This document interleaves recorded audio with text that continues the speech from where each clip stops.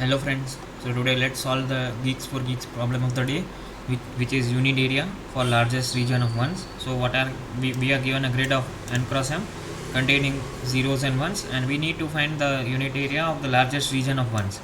And in this example we are told that the region is a group of 1's connected 8 directionally. So all of the means we need also need to check diagonally along with horizontally and vertically, right? So let's move on to one node where I have a few set of test cases, and so this is the first test case, right? And now we need to find the number of unit area of the largest region of 1's, right? So now you can see that this area of 1's is connected together. Okay, let me okay, so this one is diagonally connected to this one, then this one is vertically connected, and this all are horizontally connected, right? So our answer for this question for this test case would be 5, right? Why? Because there are 5 ones connected diagonally and vertically. Now for this test case, let's analyze. So these 3 ones are connected initially, and it is also connected vertically to this set of ones. So this is also forming a region, and also with this ones, right? So I think that all of the ones are forming the region without any doubt. So our answer would be 8, right? Because the 8 ones are connected, and those are the maximum. Let's take one more example in which the number of ones are scattered a bit. Okay.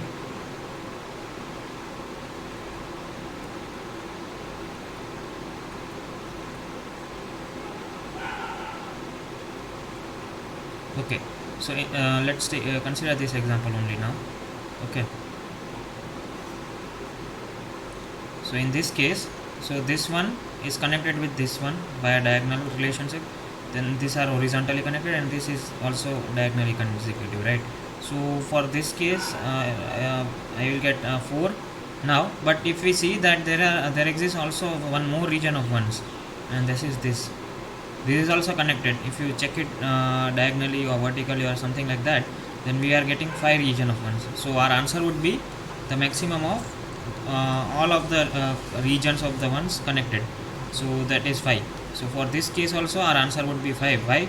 Because we have 2 regions having ones connected, and out of all of the regions, or I would say out of all of the connected components of ones, we would find the maximum. Out of all connected components, we would find the maximum of all of them. So now how would we solve this problem? So this is a standard DFS, I would say, if you are aware about the DFS pattern, so this is standard DFS problem, wherein we would start iterating over an entire grid, and if we find if there is a 1 and if it is not visited, then we would simply run a DFS call, and we would iterate over all of the regions, all of the 8 possibilities. Means, let's say this is an example. So from this point I can go to this point, I can go to this point, I can go to this point, this, and similarly in the downstairs. So total there are 8 possibilities from any particular node. I would say any particular point, there are 8 possibilities of moving. It could be diagonally left, right, up, down, anything, right? But also we need to check of the constraints. Means while moving from this region, we need not move out of the grid. Okay, so that is the case. And now let me write the code for that, so it would be easy to understand. And yeah, so let's first declare the size of the grid. So these are the number of rows and the columns for grid. I would also require I would say a visited array, which would check if this position is visited or not, right? So I am declaring a visited array, I am declaring a count of integers, and I am also declaring my answer, final answer. This is 0. Okay, as of now it is 0. Now I will start iterating from I would start iterating the grid.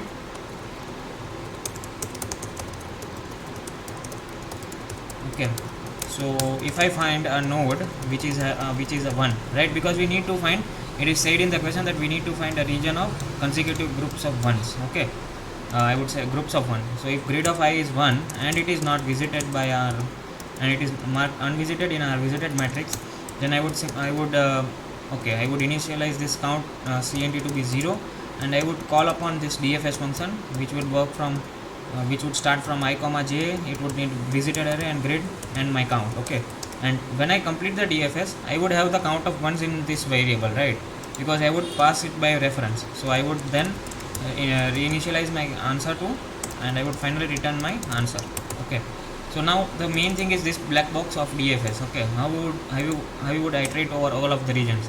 So let us first declare the function, and yeah, so first thing is vector int of visited,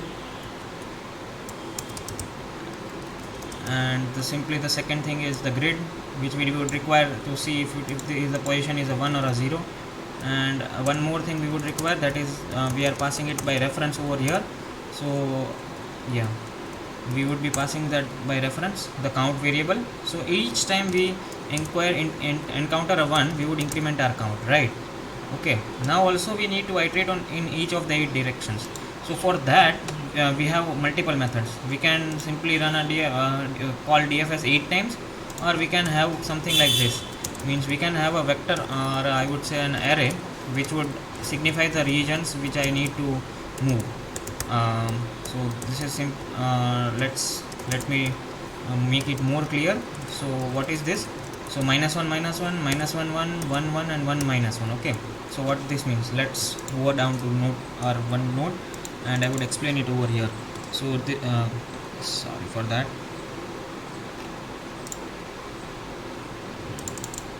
Okay, so this is a grid 1 0 1 0 1 0 and 1 1 0.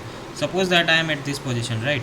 So -1 will mean that I am moving in this direction. Why? Because it is moving, x is also reducing by 1 and y is also reducing by 1. If I am moving in this direction, it would be see, x is increasing by x is decreasing by 1 and y is increasing by 1. So it is -1 comma 1. So this was -1 -1, this position, right? Similar is the case with all of the other. So this is 1 comma 1, this is -1 1 -1, and this is 0 1. So for all of the 8 directions I am writing these parameters, and this you can deduce it from an intuition. Okay, so since we have 8 directions, so I am writing for all of the 8 possible combinations. So what is left now? 0 -1. Okay, I think we have covered all of the regions, 0 1 1 0 -1 0 and 0 -1. Yep, so looks like we have covered. And now what we'll do, we'll simply iterate over those regions. Okay, so I know that my current coordinate is I and j.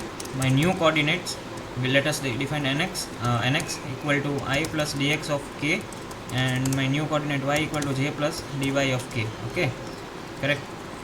New coordinate would be this new coordinate. Now I also need to check if my new coordinate are not exceeding the grid size. So for that I would be having this simple check in if condition. With the number, it should not increase the number of rows, and also it should not increase the number of columns, otherwise it is not valid. And if all of these conditions are met, then we also need to check if it is a 1, right? Because we need to find the largest area of 1's, and also we need to check if it is not visited. This is very much important. And yeah, whenever we call the DFS, we would mark the current node to be visited, right? Otherwise it would run in an infinite loop. Now if all of the conditions are met, then I would call the DFS on this new node which we have found, DFS nx and y, and we would pass this grid and count, correct? And yeah, let's test it if it is working or if we are getting any error. So yeah, compile time is good. Let's try to submit it. Okay, yeah, so the solution is problem is solved successfully. And I would yeah, so if you like this explanation, please do comment and do like and subscribe the channel, and I would paste the code in the description below. Yeah, thank you for being with me.